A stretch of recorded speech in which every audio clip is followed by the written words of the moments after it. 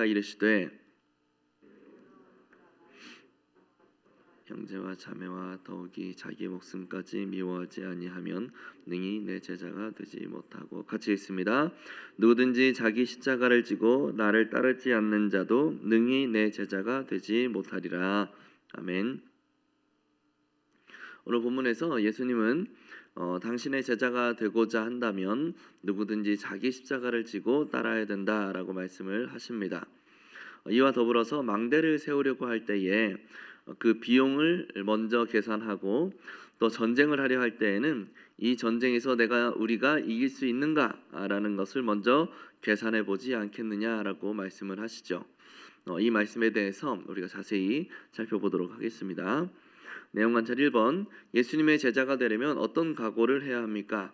26절과 27절에 보면 자기 부모와 또 처자와 형제와 자매, 더욱이 자기 목숨까지 미워해야 된다라고 이 말씀을 하시죠. 또 자기 십자가를 지고 주님을 따라야 된다라고 말씀을 하고 계십니다. 내용 관찰 2번, 예수님께서는 제자로 살기 위해 지불해야 될 대가를 어디에 비유하십니까? 28절부터 32절까지를 보면 망대를 세우고자 할 때에 그 준공까지 사용될 비용을 먼저 계산한다라고 말씀을 하시고, 임금이 전쟁을 치르고자 할 때는 상대를 우리가 이길 수 있는가라는 것을 먼저 헤아리지 않겠느냐라고 말씀을 하시죠.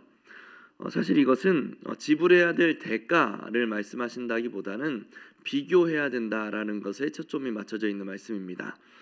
해당 부분을 연구와 묵상에서 자세히 살펴보도록 하겠습니다. 예수님께서는 왜 자신을 따르는 무리를 향해서 부담이 되는 말씀을 하고 계십니까? 오늘 본문의 말씀을 보면 연구와 묵상의 그 질문처럼 정말로 부담이 되는 말씀으로 보이기도 합니다. 이 말씀을 대할 때에 상당히 실천하기가 어렵다라는 인상을 받게 되기 때문이죠. 어려운 정도가 아니라 거의 불가능에 가깝다라고 느껴져요.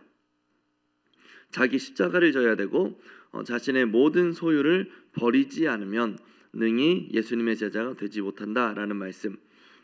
부모도 버리고 형제와 자매도 버리고 자신의 목숨까지도 미워하지 않으면 결코 예수님의 제자가 될 수 없다라고 말씀을 하시죠. 근데 여기서 먼저 우리가 짚고 넘어가야 할 것은 이 예수님의 이 말씀은 과장법이 사용되었다라는 거예요. 예수님이 말씀하시고자 하신 그 본래 의도를 더 명확하게 드러내기 위해서 과장법을 사용하고 계신다라는 거죠. 그러면 예수님이 말씀하시려고 했던 그 본래 의도는 무엇인가? 28절과 31절의 비유가 나오죠. 망대를 세우려고 하면 비용이 얼마나 들어갈 것인가, 그리고 기간은 어느 정도 걸릴 것인가 등등에 대해서 먼저 계산해 보지 않겠느냐. 임금이 전쟁을 하려고 하는데 내가 감당할 수 있는 적인지 아닌지를 먼저 계산기를 두드려 봐야 하지 않겠느냐라고 말씀을 하신다는 거예요. 이게 핵심입니다. 계산기를 두드려 봐야 된다.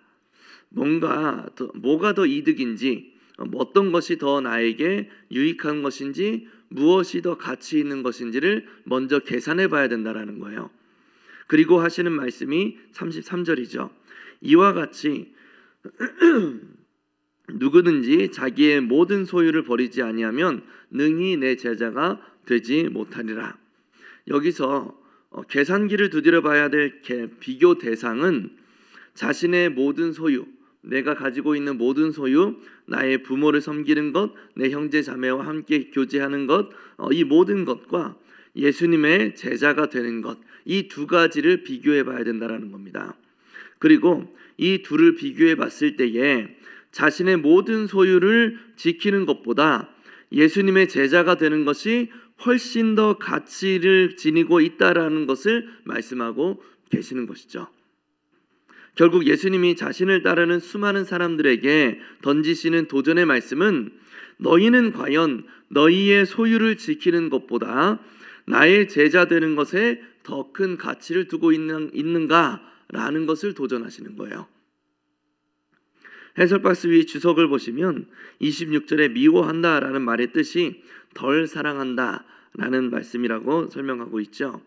예수님의 제자가 되려면 내 형제를 미워하거나 내 부모를 증오하거나 나 자신을 저주하는 이런 부정적 감정을 요구하시는 게 아니라, 그렇게 내가 사랑하는 모든 것들, 내가 지금 이 현실에서 사랑하고 붙잡고 있는 그 모든 것들보다 예수님을 더 사랑하고 예수 그리스도의 제자가 되는 것의 그 가치와 그 보람을 그 어떤 것들보다 우위에 둘 줄 아는 그 신앙의 경지를 말씀하시는 겁니다. 따라서 우리가 생각하는 것처럼, 이 질문에서처럼 우리에게 부담을 주기 위해서 하시는 말씀이 아니라, 예수님의 제자가 되었을 때의 그 하늘의 그 가치, 우리에게 주어질 그 영적 보람, 그 만족감, 그런 것들이 훨씬 더 우리에게 크고 가치 있는 것이다라는 것을 말씀하신다라는 것이죠. 느낀 점으로 넘어갑니다. 예수님께서 행하신 놀라운 일과 복만 기대하며 따르는 무리에게 큰 도전을 하시는 예수님의 모습에서 무엇을 느낍니까? 이것은 어제 살펴본 본문과 연결해서 이해하면 더 좋을 것 같아요. 어떤 사람이 큰 잔치를 베풀었는데 그 잔치에 청하였던 자들이 모두 일상생활로 인하여서 그 초청을 거절하죠. 그런데 이 비유를 주신 발단이, 예수님과 함께 음식을 먹던 한 사람이 하나님 나라에서 떡을 먹는 자는 복되도다라고 말하였던 거기에서 발단이 됩니다. 오늘 본문과 연결해서 이해하면 이것은 이 땅에서의 생활, 이 땅에서 얻는 유익이 하나님 나라에서 얻는 유익보다 더 크다라고 판단했기 때문에 그 하늘 잔치, 그 왕이 벌였던 그 잔치에 참여하지 않았다라는 거예요. 이 세상의 것들의 그 마음이 빼앗겨서 그들이 그 하늘의 것, 예수 그리스도의 제자가 되는 것, 이 하늘의 그 영적인 것에 대한 가치의 풍성함을 전혀 바라보지 못하는 상태에 빠져 있다라는 것이죠. 그래서 그 주인이 벌인 그 잔치에 전혀 거들떠보지 않았다라는 겁니다. 적용이에요. 예수님께서 주시는 은혜만 누리고 제자로서 지불해야 될 대가를 회피한 적은 언제입니까?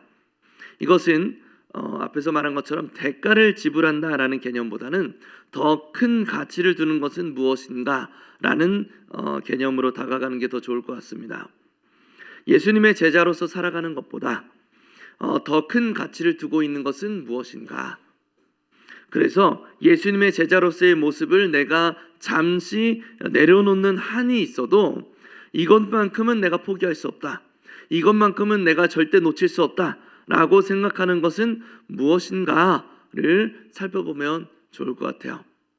분명히 하나님이 기뻐하시는 것이 아니라는 사실을 내가 알고 있음에도 포기할 수 없었던 어떤 물질적 이득이나 자존심의 문제, 관계에서의 문제, 또는 지위와 명예 등의 것들이 있지는 않았는가, 내가 꽉 붙들고 있는 그 어떤 것이 있지는 않았는가라는 것을 살펴보시기 바랍니다.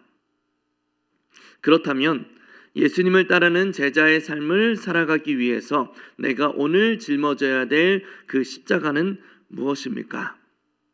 여기서 이 십자가라는 것을 오늘 본문과 앞에서 설명했던 것과 연관하여 이해한다면, 내가 하늘의 것보다 더 가치를 두고 있는 그 어떤 것에 대해서 정당한 평가를 내리는 거라고 할 수 있을 것 같아요. 내가 하늘의 것보다 더 가치 있고 붙들고 있는 그것을 정당하게 평가하는 거예요. 합당하게 평가하는 겁니다. 이 세상에서 얻을 수 있는 가장 높은 명예보다 예수 그리스도의 제자, 그리스도의 제자라고 하는 그 이름이 훨씬 더 가치 있다라는 것을 깨닫는 거죠. 휘황찬란한 악인의 장막에서 사는 것보다 여호와의 성전의 문지기로 사는 것이 훨씬 더 보람있고 행복한 일이라는 사실을 인정하고 시인하는 겁니다. 그래서 실제로 그런 삶을 사는 거죠. 내가 결코 포기할 수 없다라고 생각했던 그 모든 것들에 대한 재평가를 실행해 보시기를 바랍니다. 과연 나의 생명을 바칠 만한 것이 무엇인지, 내가 온전히 집중하여서 이루어내야 할 그 진정한 가치가 어디에 있는지 합당한 평가를 내리실 수 있기를 바랍니다. 그래서 오직 예수 그리스도의 제자로서 살아가는 그 일에 대한 놀라운 가치와 명예를 깨닫고 일생을 통해서 그 길을 온전히 이루어갈 수 있는 우리 모두가 될 수 있기를 예수님의 이름으로 간절히 축복합니다.